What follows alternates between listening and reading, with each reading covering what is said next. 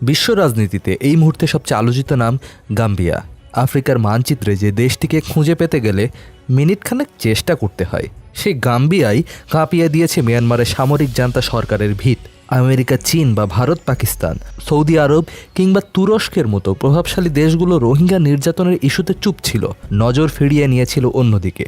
সেখানে পুঁচকে একটা দেশ হয়েও গাম্বিয়া আন্তর্জাতিক আদালতে মামলা করেছে মিয়ানমারের বিরুদ্ধে। গাম্বিয়া দেখিয়ে দিয়েছে দেশ ছোট হলেই মানুষগুলোর কলিজা ছোট হবে এমন কোনো কথা নেই। আমাদের আজকের আয়োজন সেই গাম্বিয়ার কিছু চমকপ্রদ ব্যাপার নিয়েই। গাম্বিয়ার অজানা অনেক তথ্য নিয়ে আপনাদের কাছে হাজির হয়েছি আমরা। মুসলিম দরদি দেশ গাম্বিয়া, আর এদেশের মানুষ সম্পর্কে জানতে হলে দেখতে হবে পুরো ভিডিওটি। গাম্বিয়া নামে দেশটা কোথায়, এই প্রশ্নের জবাব দিতে গেলে হয়রান হতে হবে। আফ্রিকা মহাদেশের সেনেগালের একদম পেটের ভেতরে লম্বা নলের মতো ছোট্ট একটা দেশ গাম্বিয়া। সে দেশের বুক চিড়ে বয়ে চলেছে গাম্বিয়া নদী, আর এই নদীর দুই পাশের নিচু জমিতেই গড়ে উঠেছে জনবসতি। গাম্বিয়ার নাগরিক যারা, তাদের পূর্বপুরুষরা এসেছিলেন সুদানের দক্ষিণাঞ্চল, কঙ্গো এবং নাইজেরিয়া থেকে। 800 বছর আগেও গহীন জঙ্গলে ঢাকা ছিল আজকের গাম্বিয়া, ছিল বন্য জীবজন্তুর অভয়ারণ্য। আটলান্টিকের মোহনা থেকে গাম্বিয়া নদীর উৎপত্তিস্থল খুঁজতে গিয়ে এলাকাটাকে আবিষ্কার করেছিল ইউরোপীয় পর্যটকরা। এই পথ ধরে কঙ্গোর বুকে স্বর্ণের খোঁজে অভিযান চালিয়েছে অনেকেই। প্রথমে ফরাসিরা এসেছে, তারপর ইংরেজরা দখল করেছে দেশটাকে। গাম্বিয়া মুসলিম দেশ, শতকরা 96 জন নাগরিক মুসলমান, বাকিদের মধ্যে বেশিরভাগই খ্রিস্টান।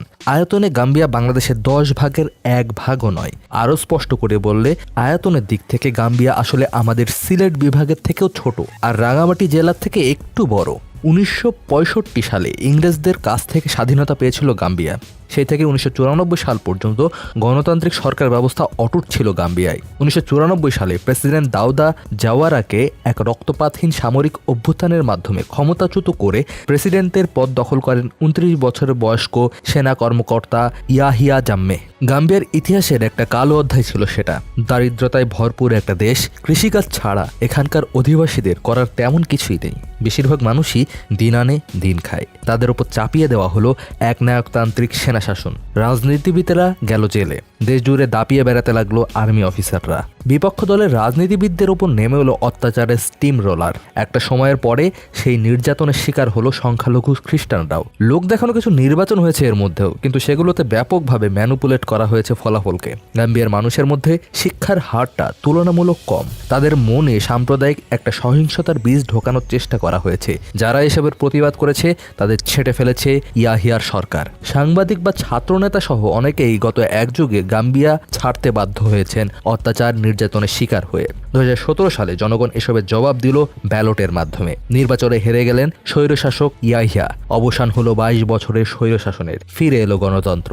ক্ষমতায় বসলেন নতুন প্রেসিডেন্ট আদামা ব্যারো। গত 2 বছরে গাম্বিয়ার অবস্থা আগের থেকে ভালো হয়েছে বেশ, যদিও অর্থনৈতিকভাবে এখনও তারা দুর্বল। দারিদ্র সীমার নিচে বাস করে বেশিরভাগ মানুষ। কৃষিকাজটাই গাম্বিয়ার লোকজনের প্রধান পেশা। বাদাম উৎপাদন আর রপ্তানি করে তাদের বৈদেশিক আয়ের একটা বড় অংশ আসে। পকেটে টাকা না থাকতে পারে, দেশটা ছোট্ট হতে পারে, কিন্তু হৃদয়ে মানুষের জন্য মায়ার অভাব নেই গাম্বিয়ার নাগরিকদের। আর তাই তো 1000 মাইল দূরের মিয়ানমারের রোহিঙ্গাদের নির্যাতনের প্রতিবাদে তারা মামলা করেছে আন্তর্জাতিক আদালতে। সেই মামলা সামলাতে গিয়ে এখন কালো ঘাম ছুটে যাচ্ছে মিয়ানমারের। শান্তিতে নোবেল পুরস্কার বিজয়ী মিয়ানমারের নেত্রী অং সান সুচি সৈন্য সামন্ত নিয়ে ছুটে গেছেন নেদারল্যান্ডের হেগ শহরে। সুচির মুখের হাসি বিলীন হয়ে গেছে। সেই কাজটা করেছে গাম্বিয়া। মামলার পুরো প্রক্রিয়াটা সাজিয়েছে গাম্বিয়ার বিচারমন্ত্রী আবু বকর মারি তাম্বাদু ও পররাষ্ট্রমন্ত্রী মামাদু তাঙ্গারা। এই দুটো মানুষের কাছে বিশ্ববাসী চির ঋণী হয়ে থাকবে। গাম্বিয়া ছোট্ট একটা দেশ, অল্প জায়গায় অনেকগুলো মানুষ বাস করে। প্রাকৃতিক কোনো সম্পদ নেই। দারিদ্র সীমার নিচে বাস করে বেশিরভাগ মানুষ। তবুও তারা জানিয়েছে রোহিঙ্গারা যদি রাজি হয় তাহলে কিছু রোহিঙ্গাকে তারা নিজেদের দেশে আশ্রয় দিতে পারে। আমেরিকা যখন মেক্সিকো সীমান্তে কাঁটাতার দিচ্ছে, এনআরসির নাম করে লাখ লাখ মানুষকে দেশ ছাড়া করার মিশন হাতে নিয়েছে ভারত সরকার। শরণার্থীর ঢল সামলাতে ইউরোপ যখন নিরাপত্তা ব্যবস্থা করা করেছে, সাগরের তীরে পড়ে থাকছে আইলান কুর্দির মৃতদেহ। সেই অমানবিকতার সময়টাই গাম্বিয়ার এমন মানবতাবোধ আমাদের ভীষণ আপ্লুত করে। তো বন্ধুরা, এই ছিল আমাদের আজকের আয়োজন। আমাদের আগামী আয়োজন পেতে আমাদের চ্যানেলটি সাবস্ক্রাইব করে পাশে যে বেল আইকন আছে সেটিতে ক্লিক দিয়ে রাখুন। আর সেই সাথে লাইক, কমেন্ট, শেয়ার করে আপনাদের বন্ধুদেরকেও জানাতে ভুলবেন না। ধন্যবাদ।